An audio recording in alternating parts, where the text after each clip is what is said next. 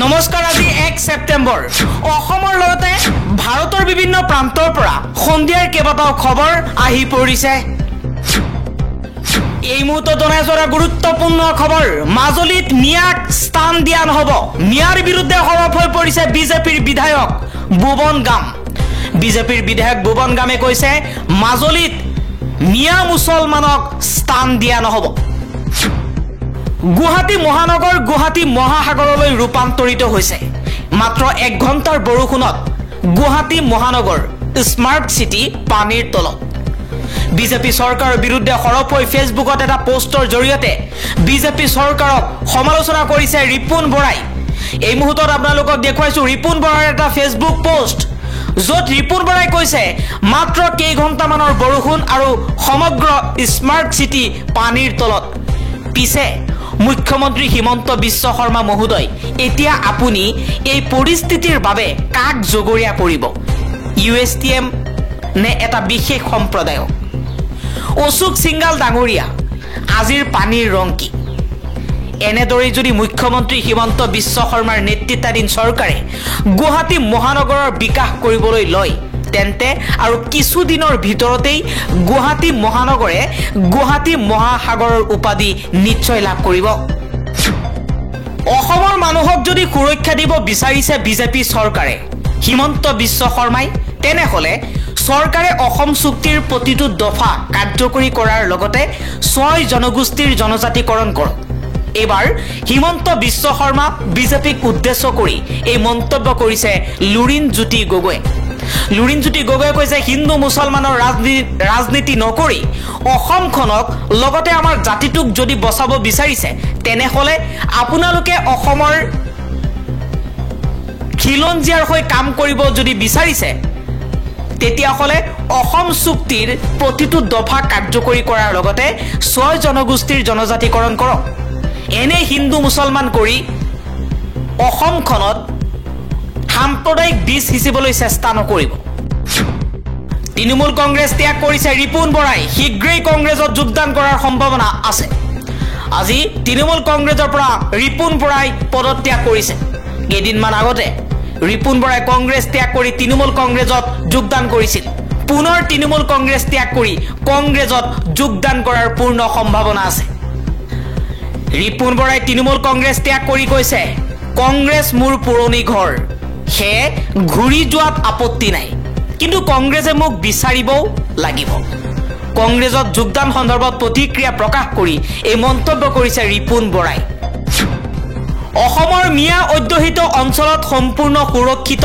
হিন্দু শিক্ষক শিক্ষয়িত্ৰী এবাৰ এজন হিন্দু শিক্ষকেই ব্যক্ত কৰিছে মনৰ কথা এগৰাকী শিক্ষক নাম সমৰেন্দ্ৰ নাথ বসা মুছলমান এলেকাত চাকৰি কৰি তেওঁ গৌৰৱান্বিত বুলি মন্তব্য কৰিছে মুছলমানসকলৰ ওচৰত চিৰকৃতজ্ঞ এগৰাকী অৱসৰী শিক্ষক সমৰেন্দ্ৰ নাথ বসা তেওঁ কৈছে যে অসমত এতিয়া অপপ্ৰচাৰ চলিছে মুছলমান অধ্যুষিত অঞ্চলত হিন্দু শিক্ষয়িত্ৰী নিৰাপদ নহয় বুলি কিছু সংখ্যক মানুহে অপপ্ৰচাৰ চলাইছে কিন্তু জীৱনৰ বেছিভাগ সময় অসমৰ মুছলমান অধ্যুষিত অঞ্চলত চাকৰি কৰি সম্পূৰ্ণ নিৰাপদ বুলি মন্তব্য কৰিছে এগৰাকী শিক্ষক সমৰেন্দ্ৰ নাথ বসাই মুখ্যমন্ত্ৰী হিমন্ত বিশ্ব শৰ্মা মহোদয় আজিৰ 1 ঘণ্টাৰ বৰষুণৰ পাছত গুৱাহাটী মহানগৰত কোনে জেহাদ চলাইছে ইউএছটিএমে নে হিন্দু মুছলমানে কোনে কৰিছে প্ৰশ্ন কৰিছে জগদীশ ভূঞাই এটা ফেচবুকত পোষ্টৰ জৰিয়তে কৈছে যে গুড মৰ্নিং মুখ্যমন্ত্ৰী ডাঙৰীয়া ইয়া আমাৰ ঘৰৰ চৌহদ আৰু সন্মুখৰ পথ অশোক সিংগাল ডাঙৰীয়া ইয়া যিহেতু ৰঙা পানী নহয় নলাসমূহৰ লেতেৰা আৰু কলা পানী গতিকে নিশ্চয় মেঘালয়ৰ পানী নহয় বিজেপিৰ সদস্যতা হেৰুৱালে নৰেন্দ্ৰ মোদী আৰু হিমন্ত বিশ্ব শৰ্মাই এজনো সদস্য নোহোৱা হ'ল বিজেপি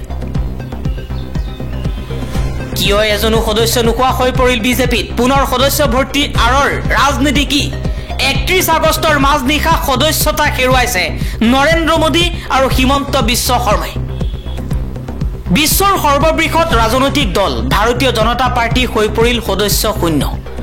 আজিৰ তাৰিখত বিজেপি দলত এজনো সদস্য নাই। এই যুক্তিৰে কেন্দ্ৰৰ বিজেপি শাসিত চৰকাৰখন বিজেপিৰ চৰকাৰ হৈ থকা। বিভিন্ন ৰাজ্যৰ গেৰুৱা দলটোৰ শাসিত চৰকাৰসমূহ নিৰ্দলীয় চৰকাৰলৈ ৰূপান্তৰ হৈছে। ৩১ আগষ্টৰ মাজনিশা বিজেপিৰ ২১ কোটি সদস্যৰ বাতিল হৈছে সদস্যতা। দলটোৱে ছেপ্টেম্বৰৰ ১ তাৰিখৰ পৰা আৰম্ভ কৰিছে নতুন সদস্য ভৰ্তিৰ অভিযান। ৰাজ্যিক বিজেপিত সদস্য গ্ৰহণৰ সংখ্যাৰ লক্ষ্য নিৰ্ধাৰিত কৰি দিয়া হৈছে। প্ৰতিখন ৰাজ্যত ২০১৯ চনৰ লোকসভা নিৰ্বাচনত বিজেপিয়ে লাভ কৰা সৰ্বমুঠ ভোটৰ ৭৫% সদস্য নতুনকৈ ভৰ্তি কৰাৰ লক্ষ্য স্থিৰ কৰি দিয়া হৈছে। আৰু সেই অংকৰে অসমত বিজেপিয়ে ২০১৯ চনত লাভ কৰিছিল ৮৮ লাখ ভোট।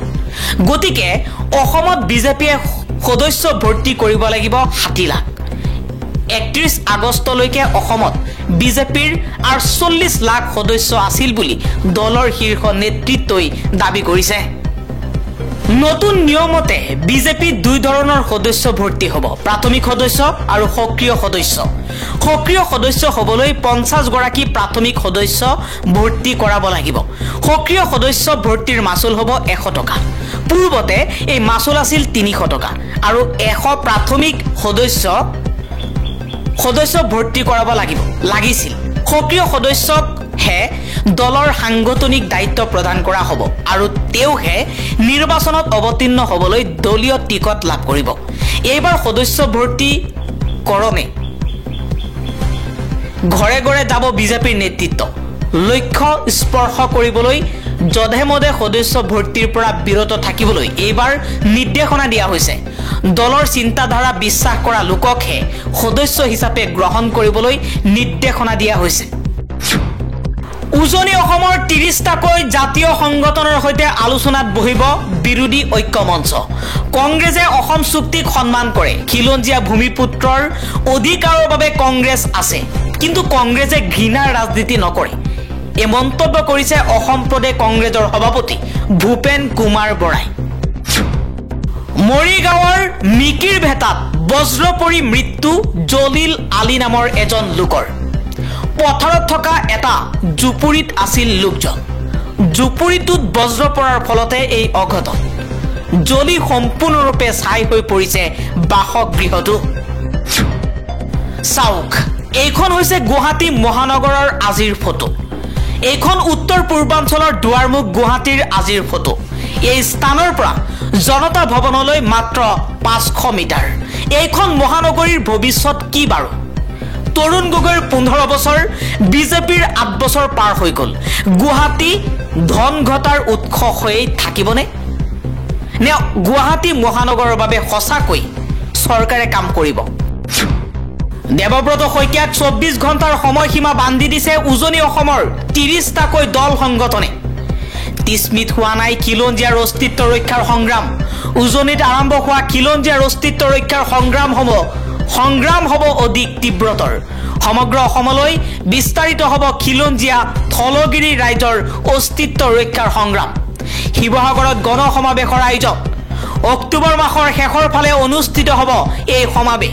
শিৱসাগৰত ৩০টা জাতীয় দল সংগঠনৰ উমৈহতীয়া মঞ্চৰ সংবাদ মেলত এই ঘোষণা কৰিছে আটাছুৰ সভাপতি বসন্ত গগৈয়ে। আকৌ বাঢ়িল গেছৰ দাম। এইবাৰ প্ৰতিটো চিলিণ্ডাৰত বৃদ্ধি পালে ৩৯ টকা। আগষ্টৰ পাছত ছেপ্টেম্বৰ আহি পালে আকৌ বাঢ়িল ৰন্ধন গেছৰ দাম। এইবাৰ প্ৰতিটো বাণিজ্যিক চিলিণ্ডাৰৰ গেছত ৩৯ টকাকৈ বৃদ্ধি পাইছে। ফলত ১ ছেপ্টেম্বৰৰ পৰা ১৯ কেজিৰ বাণিজ্যিক চিলিণ্ডাৰৰ দাম ১,৬৯১.৫ টকা খৰচ কৰিবলগীয়া হৈছে। ৰেষ্টুৰেণ্ট, হোটেলকে ধৰি বিভিন্ন ক্ষেত্ৰত বাণিজ্যিক গেছ চিলিণ্ডাৰ ব্যৱহাৰ কৰা হয়, কিন্তু ঘৰতে ৰন্ধা বঢ়াৰ বাবে ব্যৱহাৰ কৰা ১৪ কেজিৰ চিলিণ্ডাৰ LPG গেছৰ মূল্য অপৰিৱৰ্তিত হৈ আছে। ১৪.২ কেজি গেছ চিলিণ্ডাৰৰ মূল্য ৮২৯ টকা। এবাৰ অসম চৰকাৰে সহায় কৰিছে ত্ৰিপুৰাৰ জনসাধাৰণক ত্ৰিপুৰাৰ বান পীড়িতলৈ ৰাজ্য চৰকাৰৰ আৰ্থিক অনুদান। দেওবাৰে অসমৰ মুখ্যমন্ত্ৰী ডক্টৰ হিমন্ত বিশ্ব শৰ্মাৰ নিৰ্দেশনা মৰ্মে অসম চৰকাৰক প্ৰতিনিধিত্ব কৰি মন্ত্ৰী জয়ন্ত মল্ল বৰুৱাই ত্ৰিপুৰাৰ মুখ্যমন্ত্ৰী ডক্টৰ মানিক চাহক ৰাজ্যখনৰ বানপীড়িত ৰাইজৰ সহায়ৰ অৰ্থে 5 কোটি টকাৰ বিশেষ আৰ্থিক অনুদানৰ চেক প্ৰদান কৰে।